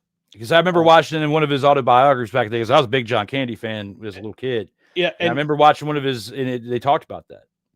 I don't know if you've seen the trailer for the documentary "I Like Me" about his life. Tearjerker. I can't wait for the documentary. I love John Candy. I have not seen that yet, but I will make sure now that we've talked about it. Yeah. I'm gonna have to check it out because, like yourself, I was a huge John Candy fan. Of course, I was fans of like the bigger actors too, because us being like bigger as younger kids, I just gravitated to them. Of Chris Farley, even though he was funny, but a completely different kind. Like he was the inappropriate kind of funny. John Candy was the wholesome family kind of comedy funny, but also could switch into more of a serious role if he needed to. And unfortunately, we didn't have as much time as we should have with him, in the movies business, because he was making a pretty big impact. Could you imagine John Candy and Chris Farley in a movie together? There's no way it could happen. There's no way. Man. I don't think there's any way it could happen. And the reason why I don't think John Candy would have let that happen. He was a father, and looking at that, and looking at how Chris led his life, not so much to be on the screen together, right? Because you can share that with anybody who has issues, whatever issues that may be. But the problem with Chris and different directions throughout his career was he was showing up to the set intoxicated. And that I didn't know John Candy very well. And of course, he was a heavy smoker and of course loved foods like yourself and me. But I don't think, just based on what I've seen in certain documentaries of him, I don't think that they would have meshed well with that, because they're two different energies. Chris was high strung with the amount of drugs he was on and wide open, and John wasn't. No, but I think they would have brought it together. But I love how the Canadian Football League brings us to John Candy, because it's John Candy Appreciation Night. But that's the reason. I think that's the primary reason why I have Toronto in this game, because they're playing on a night. It's a special night where they commemorate a great life in John Candy, who wanted this league to succeed, who wanted the Toronto Argonauts to succeed, and his buying into him. And Wayne Gretzky and Bruce McNall buying into the league and wanting to bring it to America. That was one of the biggest reasons why they brought it to America in the mid 1990s. So anyway, back on topic. I'm taking Toronto. Well, in my opinion, I'm going to have to finally disagree with you here. And I'm going to have to say that I think that the Elks continue their ways. Even though you bring up some very valid points, we got to disagree at some point. And the Elks, with that being said, with the way Cody Fajardo has led this team, and if they get the ground game going through Justin Rankin, who, just like with Alouettes on the Roughriders, you get the game started and the flow of the offense established through those top-tier running backs. They're the reason why those teams have had the success that they've had throughout this year. And if they get the running game established with Rankin, Fajardo continues to play as consistent as he has throughout the majority of this year. Yes, he's had a few games that have been dumpster pelican worthy, and I've even had him as my snowflake of the week once or twice throughout this season between both of these programs. I still feel like what he's done, throughout the majority, not the majority because they have lost the majority, but what they've done consistently throughout those 5 wins, I think that they can do it against a team in the Argos who are 4-8, regardless if they have Arbuckle, because it's the team around Arbuckle that, when they are completely off their rocker, which they have, and why they have 8 losses, he has not been able to be enough to keep them over the hump, and why they've only got 4 wins out of 12 games. So for that, and the way that the Elks played this past week, have convinced me that they are on the rise, whether they can make it to a positive record this year or not. 2026, I feel like we're going to see something special out of the Elks. Not saying a Grey Cup, but I feel like they will be like what the Tiger Cats have been throughout this year, a consistently good team that's been above 500 for the most part and has been making noise throughout the league and becoming a problem to the opponents that they have each week. So that's the reason why I picked the Elks and why I have a feeling they have a strong chance to win this game at 3:00 tomorrow afternoon. Hey. Who's giving them the business? And now, a team that Ryan knows very well and a team that I am becoming very familiar with, and the Saskatchewan Roughriders.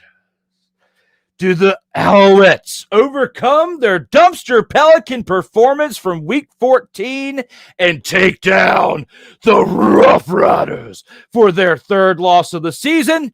Or do the Roughriders absolutely mollywop the Alouettes and hand them their 8th loss of the season, as the Alouettes are 5-8 in comparison to the Roughriders' 10-2 record going into this game?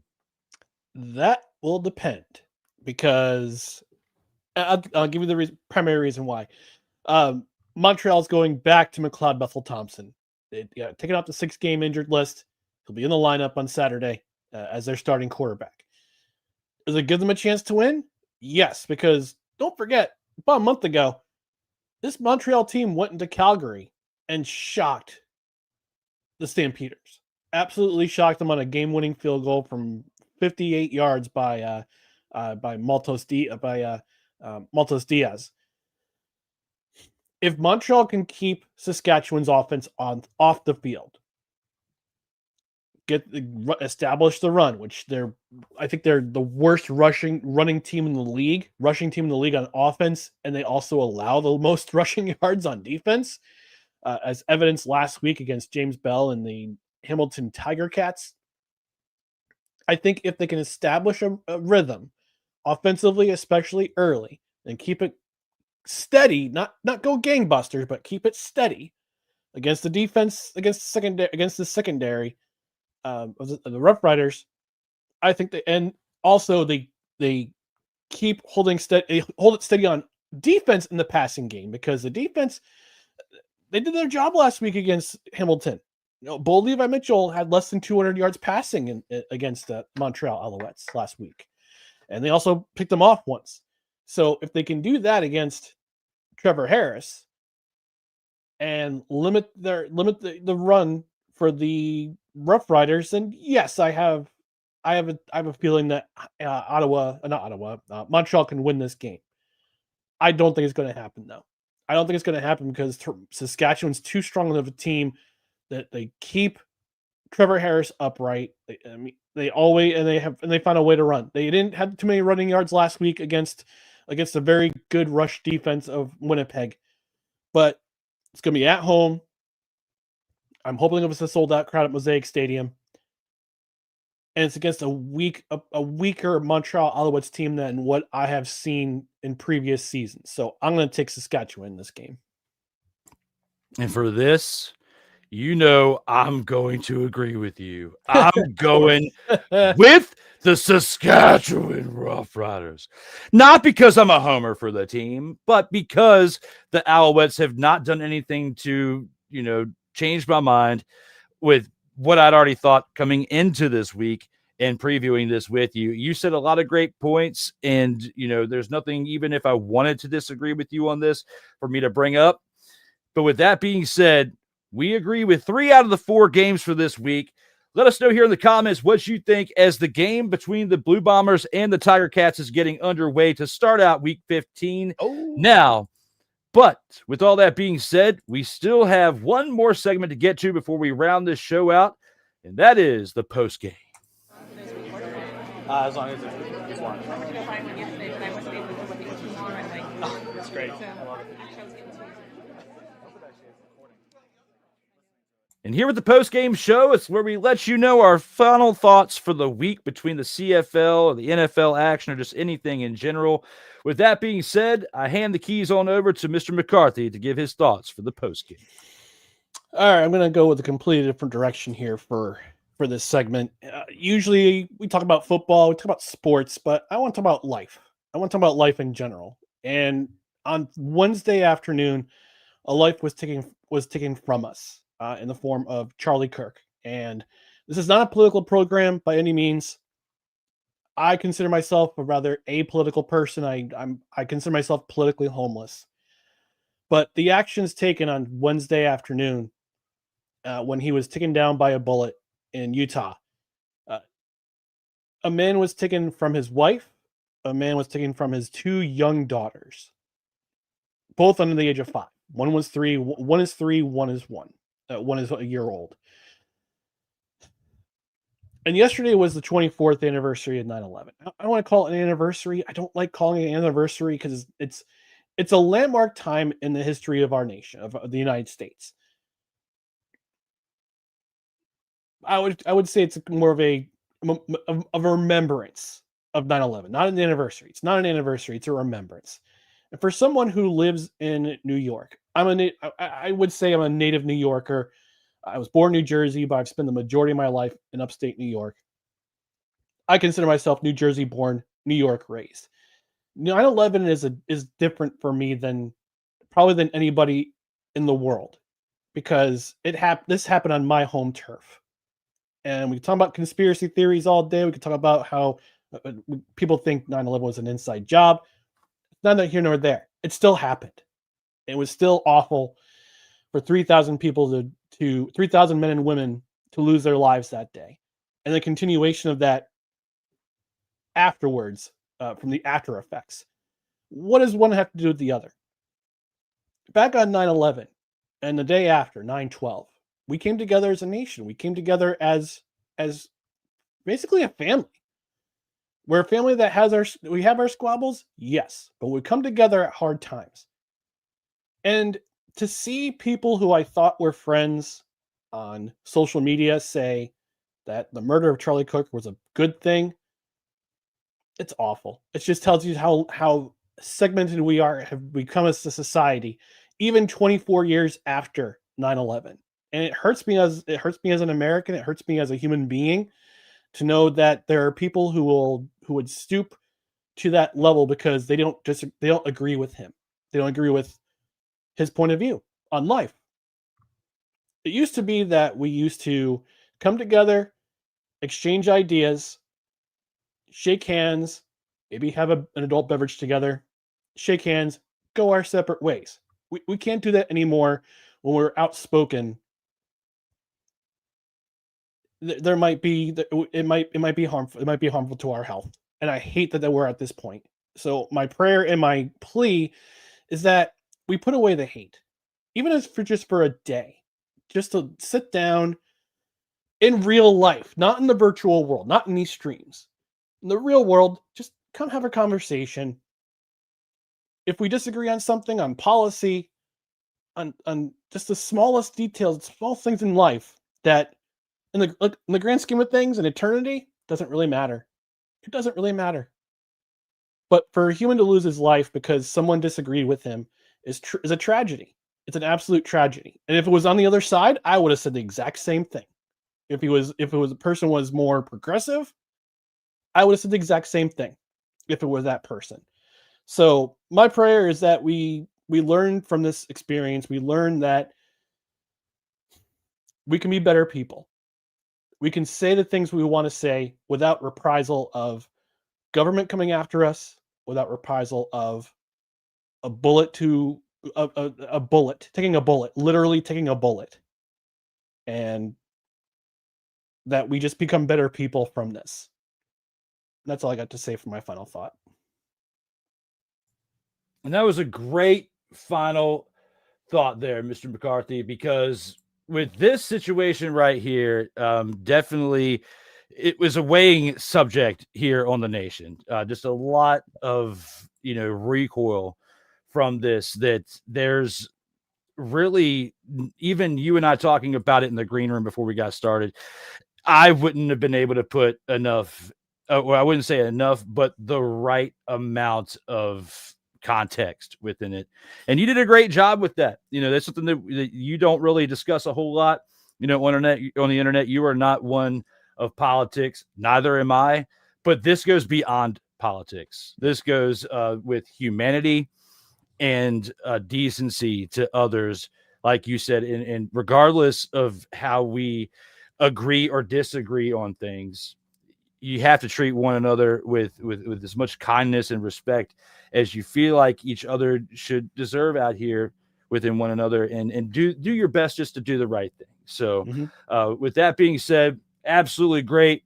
100% agree with your thoughts, and appreciate you for taking the time, not only to be here again with me today with Total Football Talk, but to bring light to that, because even though there's a lot of people discussing it, not as many people can be as genuine as yourself when discussing situations like this. So I greatly appreciate you, sir. Thank you. From one person who's it does as much to be as genuine as possible to another, I greatly appreciate it. Now, with this subject, you brought up something that was pretty heartfelt to the nation, and I'm going to bring up something that I've talked about a little bit over the past few weeks, not so much in depth in certain areas, because I wanted to make sure we had a definitive direction for this project. And this week, a release date was determined, an actual official name was determined. And for the first time since doing that, I'm going to actually use my platform today to announce this, which will, at least to date, be the biggest project I've ever done in my life.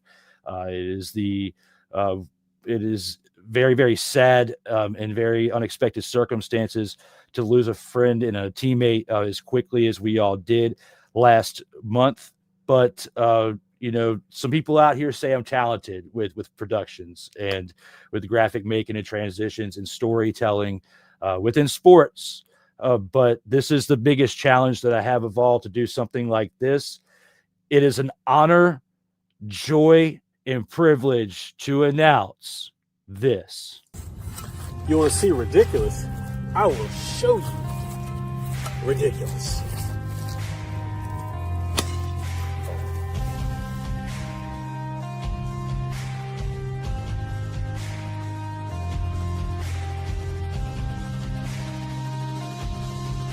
Regardless We Move, the Tavon Dawson story premieres Tuesday, September 30th, exclusively on Sartoba Media.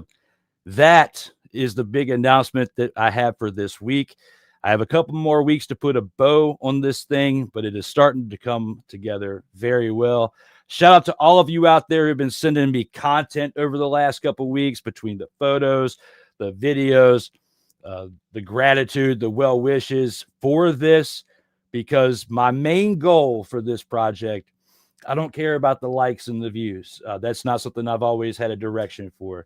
For this, I care more about the people who truly cared about him having something to look back on when they think of him, whether it's during holidays, tough times, whenever a special memory comes to mind, and you want to see him again. This is the best way that I personally can provide that for you. And as someone who shared several summers with him on the baseball field and also had many conversations off of it, it is an honor, joy, and a privilege again to be able to provide that to you all. So thank you very much for the opportunity. And I look forward to sharing this with you all very, very soon. Looking forward to it. Thank you, sir. As someone who's been a big supporter like yourself of that, and just of the things that I've done since we've, met over the last few years, I greatly appreciate you. And the fact that we have Total Football Talk Extra together to discuss professional football each week. So thank you very much for yourself. To everybody else out there for the support. We've only got one thing left to do, and that's look at one awesome outro for Mr. McCarthy, Mr. Ryan McCarthy. Yes, I pointed to the right side this time. To my side, I am Drew Willingham. Everybody, as always, please stay safe out here in these streets.